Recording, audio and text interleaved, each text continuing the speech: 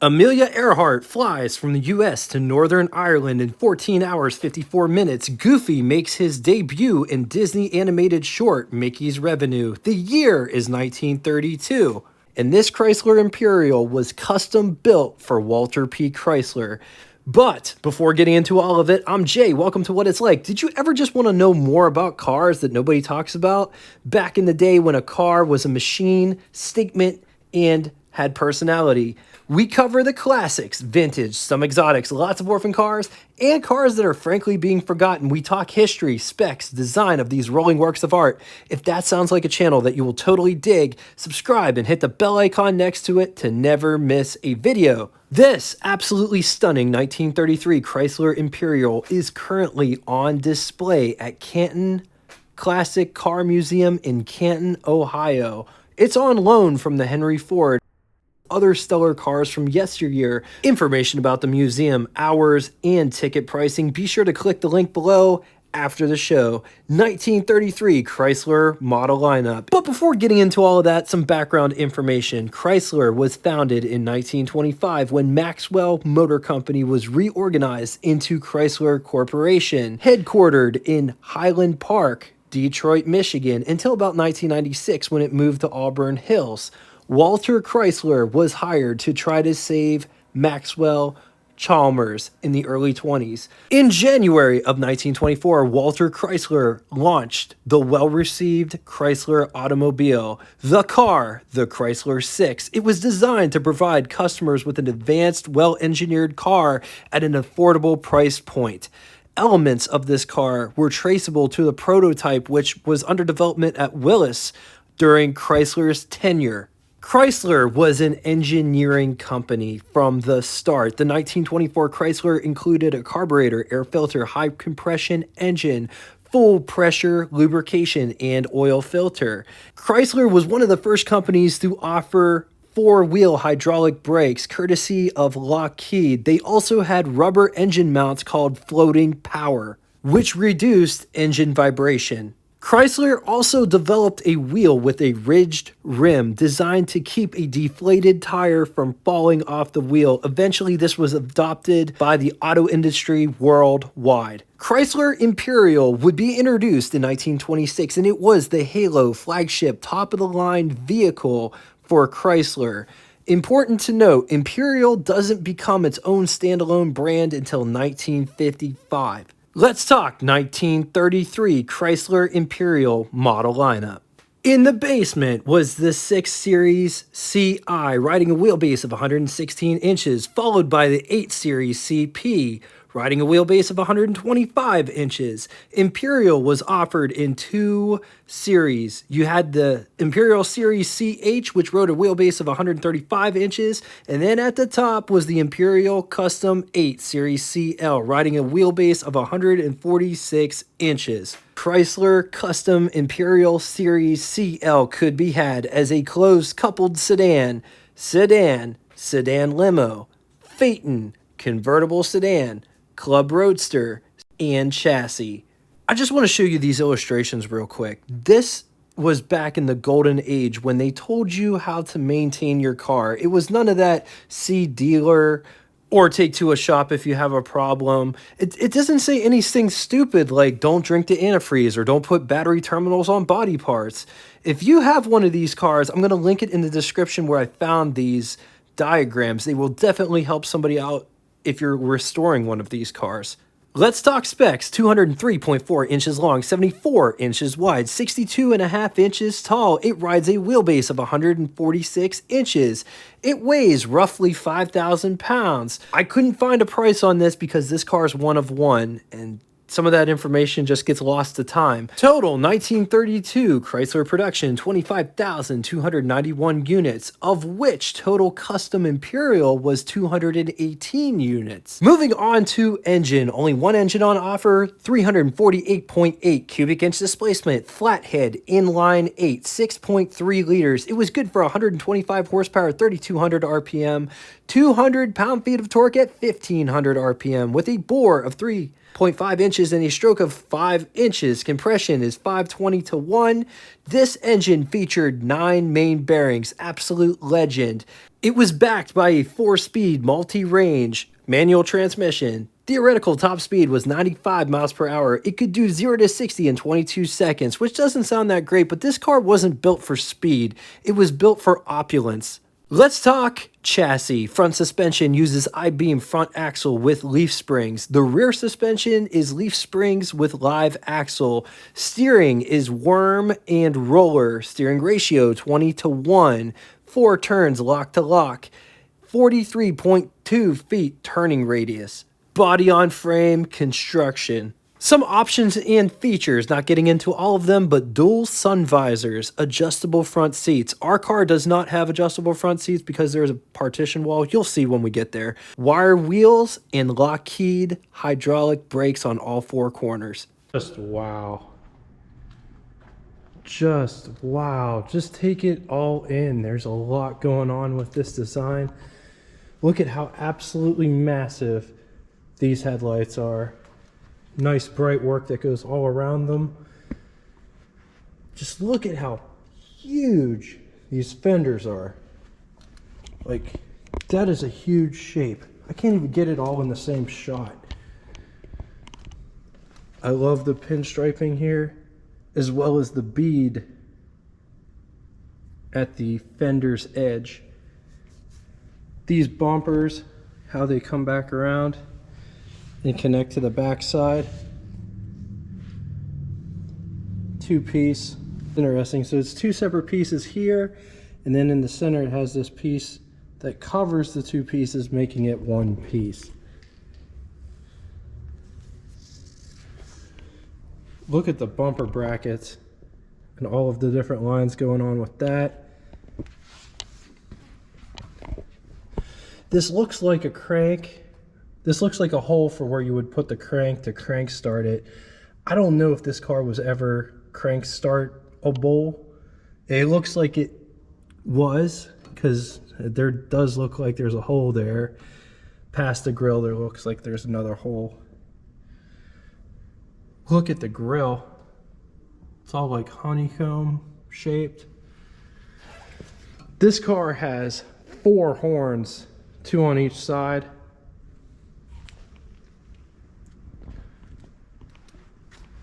I love the shape of this grille.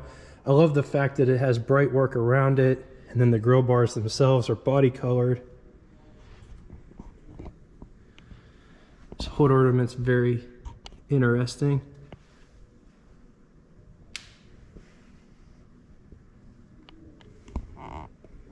Just look at all the different lines coming down the side, the pinstriping.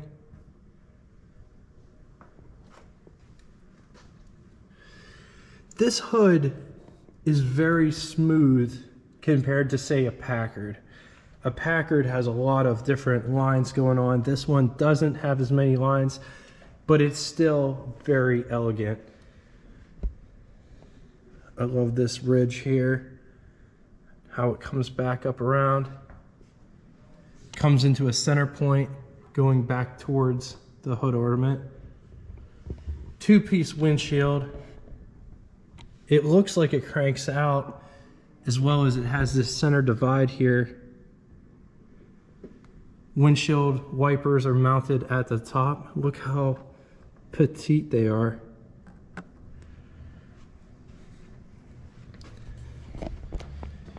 This car has the vents, and you just open them like this. I guess you could call these heat extractors, because that's what you're trying to do. You're trying to extract heat from the engine. There is a storage compartment behind that door. Check out the side mounts. Look at the case.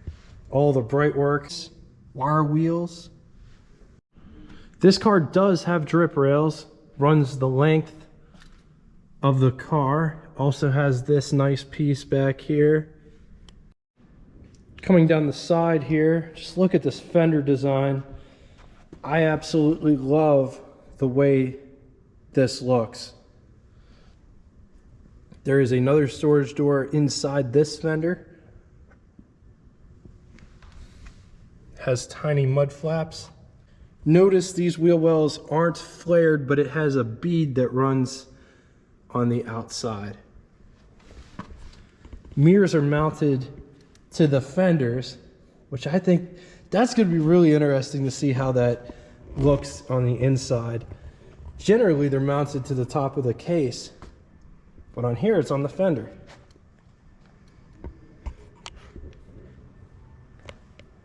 This one has 2 cowl vents, and that's a better look at the center line.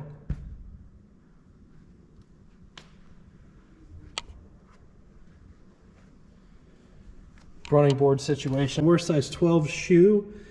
Look at how massive these running boards are. The running boards do taper back into the body somewhat. Back here, my size 12 shoe does overhang a little bit. So just look at how much that tapers in such a short period of time. I love the bright bars here.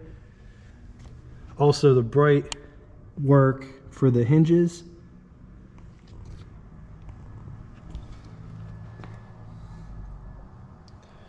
Two hinges for that as well. Love the fact that these bright bars come up. It's a nice touch to see these. Those were used on really high-end cars like Duesenbergs and stuff like that, Imperial.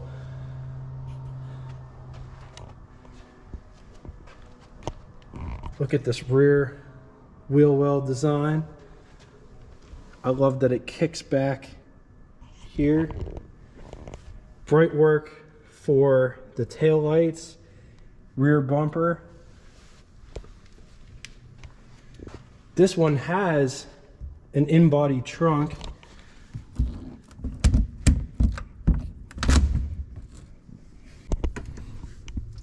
This is how much storage space you have inside the trunk. Notice all the tie downs.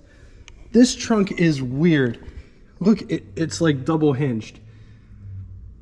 So it's great whenever you're in tight spaces. Coming and getting inside, but before we do, look at how these door handles are designed.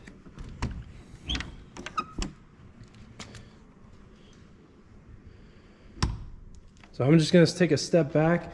This is how far the door opens to allow access into the front.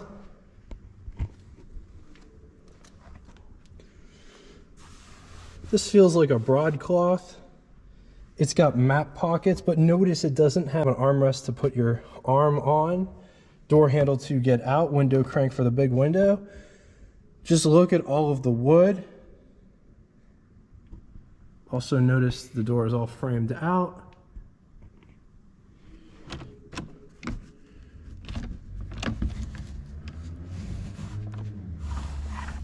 This is how the window operates. Notice there isn't any vent windows, but look at all the bright work around the door itself. Coming down inside the pedal box down here, clutch, brake, gas pedal. Just take a look at this interior.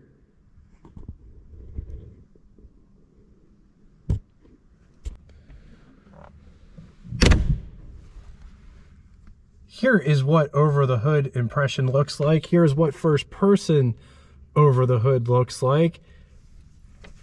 Underneath the steering wheel, there is room to put my hand in between my lap and the steering wheel, but I will say it is tight in here. My knee is hitting the side of the door over here, almost the dashboard. On to the button switches and knobs. Starting on the right hand side, just to the right of the steering wheel, there is this doohickey. I have no idea what it does. I couldn't find any literature about it. It looks like you stick the key in it. It's like the ignition. And it also looks like it controls the speed of the car. If you know what it is, like this is just me talking. If you know what it is, in the comment section below. Amp meter, oil pressure. Just above the oil pressure gauge is the choke. Speedometer with odometer and trip inside of it. Up above it, freewheeling. Clock, coolant temperature, headlights, gasoline gauge. Up above, there are sun visors. Up above, there are sun visors, but they are rear mounted or rear hinged. So they come down here and they're like literally, that's what it looks like. So if you were using it, you'd probably just kind of put it right there or there. It's an interesting design. There is a rear view mirror here in the center. There's also a sun visor for the passenger, and I'm going to put it down like this so you can see what the situation is. Look how close that is to your head. Just imagine you're sitting here. Cigarette lighter here. There is an ashtray for the driver as well as an ashtray for the passenger. Coming to the rear door and getting inside.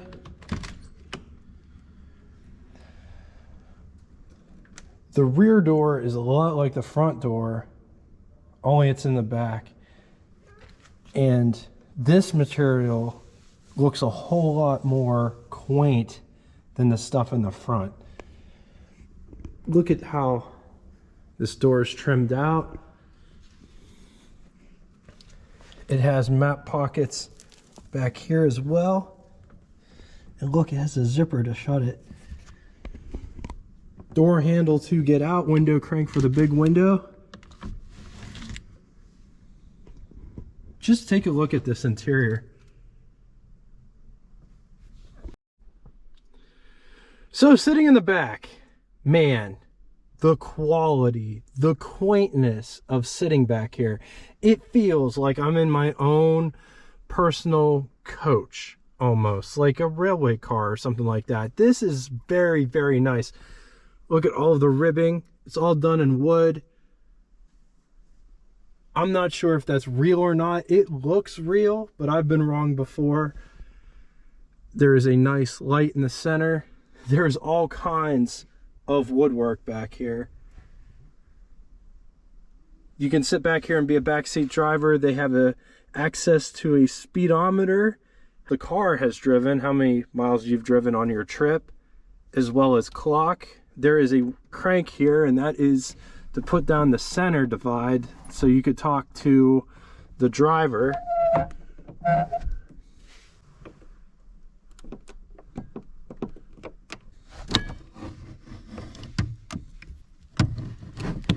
So there's picnic trays, picnic tables. There's picnic tables that come up out of here.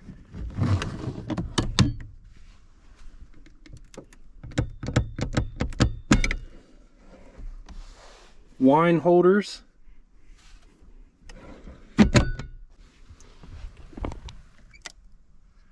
There's a mirror. I guess that's a powder room vanity. Ashtray. There are lights. So let's take a look at the front. Let's take a real quick gander at the greenhouse or the pillar to glass ratio in here. Feels very intimate, very quaint in here. Here's what visibility looks like out the rear from the back seat, out the rear window. Notice there's a privacy shade.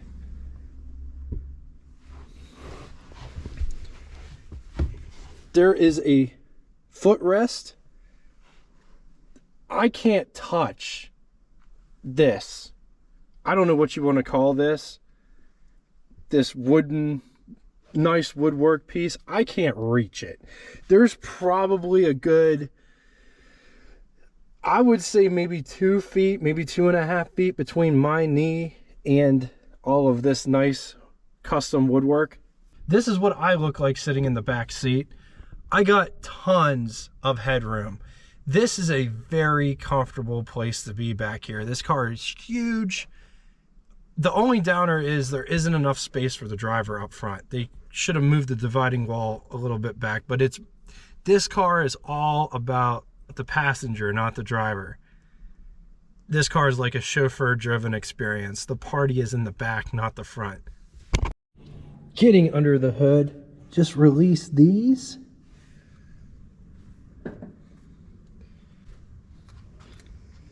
And there it is. Just look at that magnificent straight 8. I love the steering rack. You could literally work on it. The only downer is the side mount and everything else is kind of in the way. So just for you to know, that's how far you would have to reach over to get to this stuff.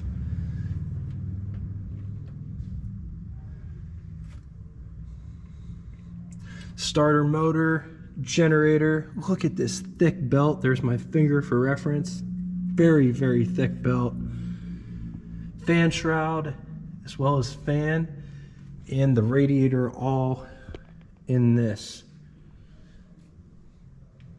Oil filtration.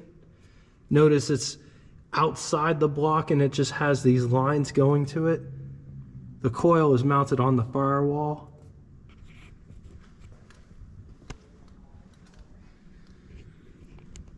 There's a nice screen for cowl ventilation. But look at how this is all designed. Here is the intake and exhaust side. Lots going on. Downdraft carburetor. Look at the big massive air cleaner it has up on top. You can also see the distributor on this side. It's in the middle. All the exhaust and intake is on the same side. It gets put into a massive pipe and then it gets piped out.